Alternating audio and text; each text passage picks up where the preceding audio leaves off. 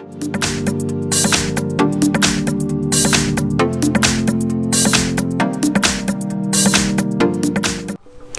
I have Samsung Galaxy S10 and let me show you how to find some information about your battery.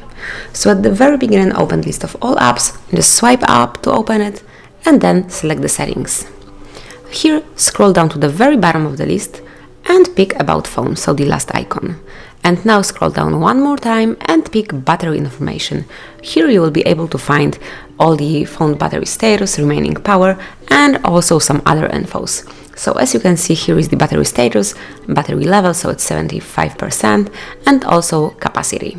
So let's go back to the settings and now from this list pick device care. And from the available option pick the battery, where you can find estimated battery life and battery usage. So just click on battery usage. Here you can see how many percent each app is using and also the estimated battery life, which is based on your usage over the last 7 days, so about last week. So that's it. Thank you for watching. Enjoy your phone, enjoy your battery. Please subscribe our channel and leave the thumbs up.